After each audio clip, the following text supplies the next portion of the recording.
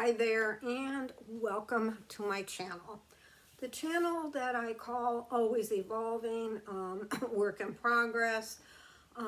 Still a new channel, so we're kind of following the yellow brick road, I always say, to find direction. But one thing that I do have in mind and just really would like to accomplish is to have conversations with you. Conversations where we can really speak about your particular stories or challenges, or successes or whatever it is, so we can help others really go through this time that we're in with maybe a little more ease or a little more understanding of what's going on, or just to get motivated. I also believe by sharing our stories, we find out that we're much more alike than not alike. So if you kind of, connect with this idea of having a conversation with me about whatever you'd like to share, then just look below the video because there's my contact information. Click on it and let me know you're interested, and let's see what we can make happen from there. So today I want to talk about how efforting and control are really kind of alike. Just a different side of the same coin. How do you say that? Or one side, same side as the coin. I don't know. I forget that saying. I think it's different. Same thing.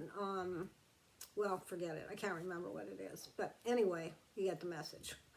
Now, I think this is, by the way, going to be a message that a lot of people aren't going to particularly like.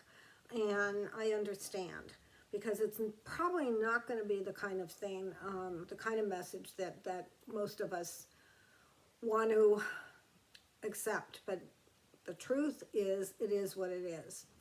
So let me back up a moment.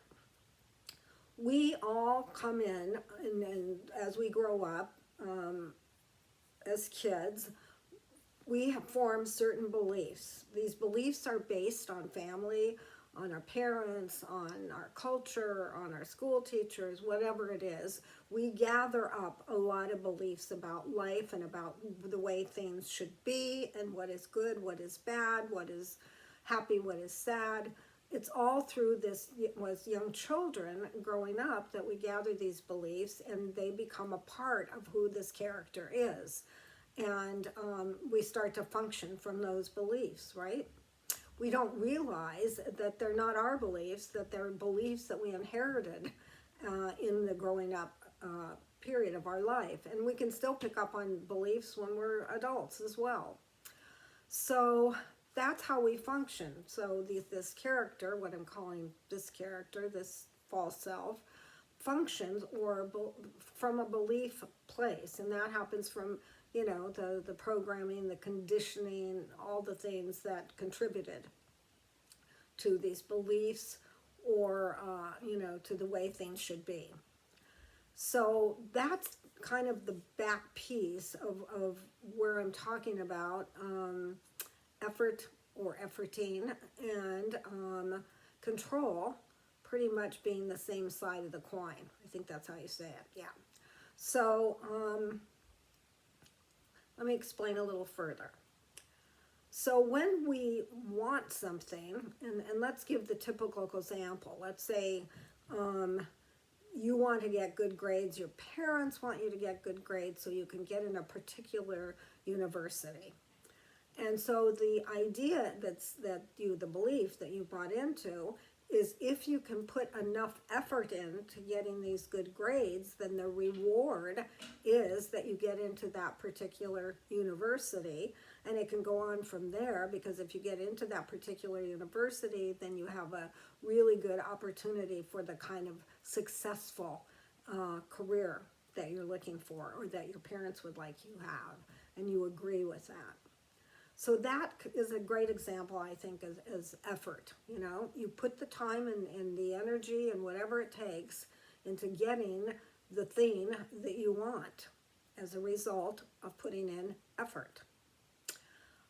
Control is really the same thing. Because control is just the same in the sense that you want something to turn out a certain way. You want a result. And if you can control circumstances or pieces to the circumstance, or what people are involved, or whatever it is that you feel you can control, maybe by speaking to certain people, maybe by, convincing certain people about certain things, it's all the same information, or excuse me, control is just the same as getting the information that allowed you to believe a certain thing. We are always looking out in these cases at the future. We want to get something in the future, something that we want, something that seems important. The difference is when you think about control, it can sound like, maybe that's a little too aggressive. Maybe people don't respond so well to control. Maybe you don't even like to feel controlled. So you don't really notice that efforting is the same, because efforting is looked at from society as a much as a very positive thing. Just like the idea of, effort, put the effort in to get good grades, put the effort in to get promoted in a job, put the effort into getting yourself in great shape and improving your health. So much goes around effort or efforting that's seen on the outer world as such a positive thing. People get rewarded for their efforts. You also get rewarded for your control when it works, because you get what you wanted, right? But again, control is looked at not very positively. And a lot of people have an issue from growing up around feeling like they're being controlled. If we were really to open the door to this, we'd realize that control is all over the place. It's happening all the time. The control from the media, the control from certain groups, the control from politics, whatever it is. There's control all the time going on, and we recognize it at times, and at times we don't. But efforting is looked at in a more positive way, but it's still causing struggle. It's still causing disappointment, because you attach to a particular outcome. You get stuck in the illusion that the belief system that you bought into, from growing up, and when I say bought into, it's kind of a blind trust that this is true. And so efforting can keep you attracted to in a better way, to make you feel, well, I'm efforting, I'm not controlling, and so I'm putting the effort in so I can get yada yada. The bottom line is, there is no future out there. It doesn't exist except in beliefs. And the efforting to do something, you're attached to an outcome, can cause a lot of suffering and struggling and keep us lost in the illusion, completely lost. Because now we feel we're doing a good thing, so to speak, or we're being looked at by friends, relatives, whatever, as, wow, look at her, look at him, he's putting all this effort in, he studies all the time, he gives up other stuff so that he can be working harder at getting these good grades, or whatever it is, I mean, that seems like a very common example, that's why I keep using it. But efforting can come in more subtle examples as well. But you can think you're doing a good job because it's looking for a positive outcome. What I'm trying to point out here is everything is neutral. So whether you're efforting for something that sounds good or you're controlling for something that doesn't sound as good, they're one of the same in terms of how it impacts us. It keeps us stuck. We're not really seeing through these behaviors. They're not ours. So you could argue the point, and clearly can, that, efforting is a good thing. Efforting brings you what you want. Not all the time, but some of the time. And it's much more acceptable than trying to control situations. In fact, the truth is they can sound to you very, very different. But the way I understand it, they're the same.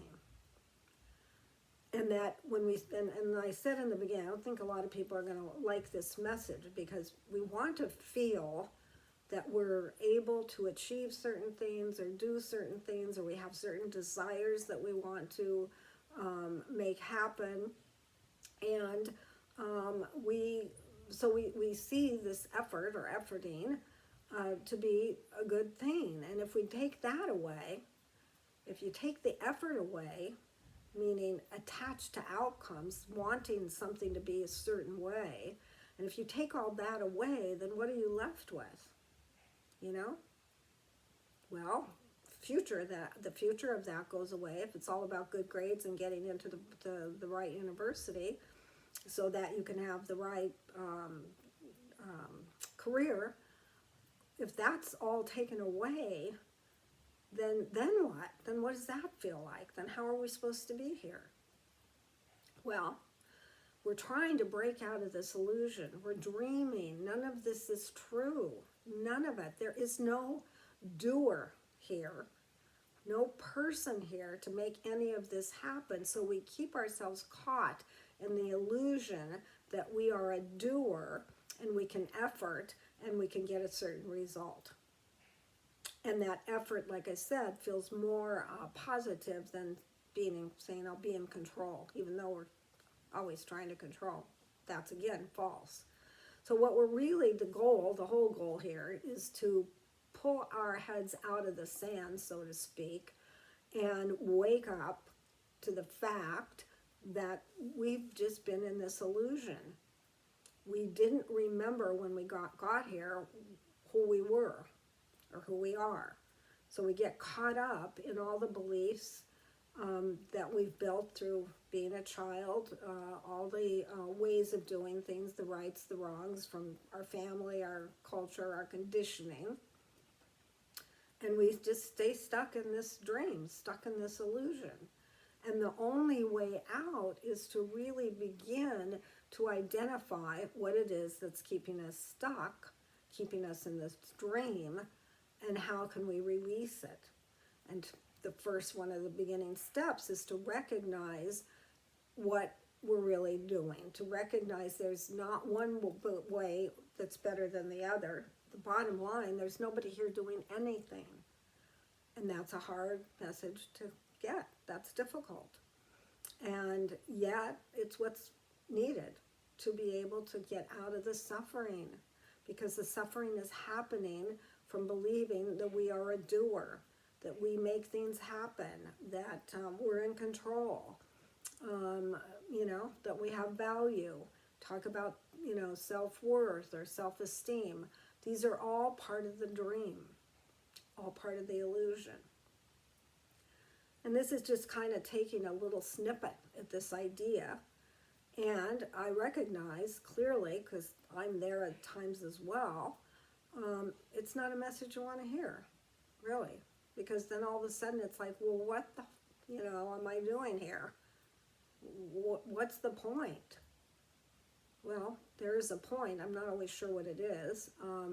We came here to learn something. We came here to experience the different experiences that we want to have. And at the same time, we came here to get out of this delusion that there's somebody here doing anything. All that's happening is life. Life happens. And life actually happens, just we feel the experience of life through this body-mind.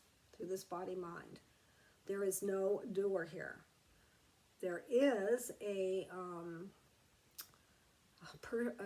was going to say person, but it's not a person. Okay, there is something, that actually observes, watches. That's it. Observing and watching and having the experience. A lot of times we call it spirit.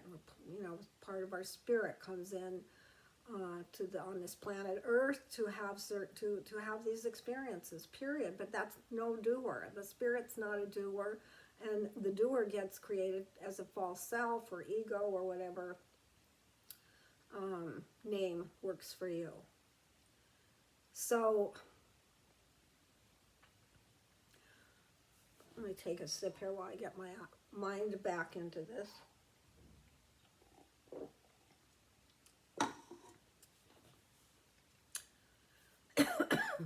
So the idea at this point, all that I'm trying to make, or all that I'm trying to communicate, is can you look at it differently than you've been looking at it? Can you even fathom the idea that there is no doer, there's no you, there's nobody here doing anything, never has been, never will be, and that we get confused by saying, yeah, but I'm not controlling, I'm just putting effort into something that I really want. And a lot of speakers out there speak to manifestation. How do you manifest what you want? You know, how do you have a healthy body? There's so much going on out there, and how to improve on something, and that those messages assume or look at it as if there is a doer that they're talking to, a person, a somebody, but there isn't. It's all an illusion. It's an illusion that is very hard for us human species to pull our head out of. Yet, that's what we came here to do. And now, during this evolutionary process, it's becoming more and more important that we really do the best that we can to help ourselves see the reality. And that could sound like doing, couldn't it?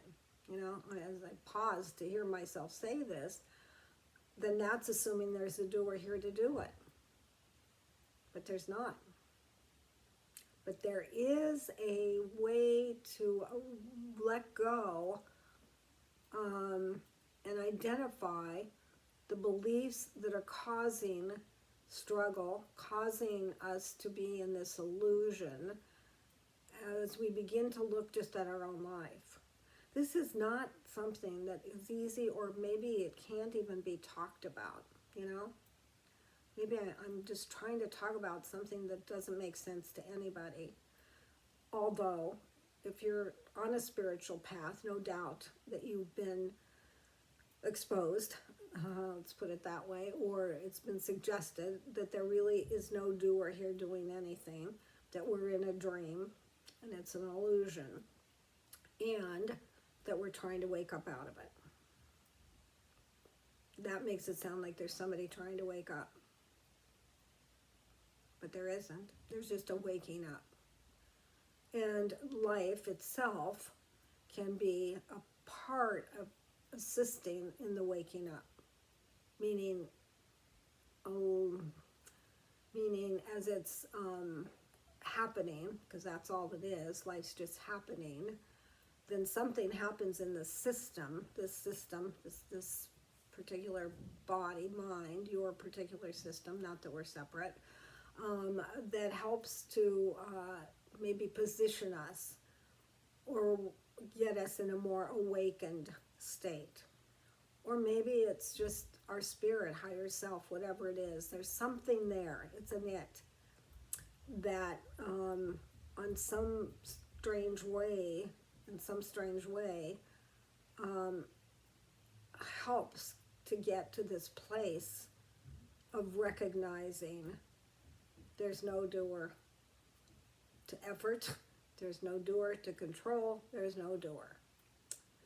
I think on that note I should stop, because I don't know where else to go with this, other than I just wanted to kind of put it out there, maybe like a little, I don't know what to call it, a little hint or something. And you know, maybe none of this has made any sense at all. I don't know. Or maybe it's helped somebody. Whatever's happened has happened. This is just life flowing through. I'm not there yet myself. I must have that be said.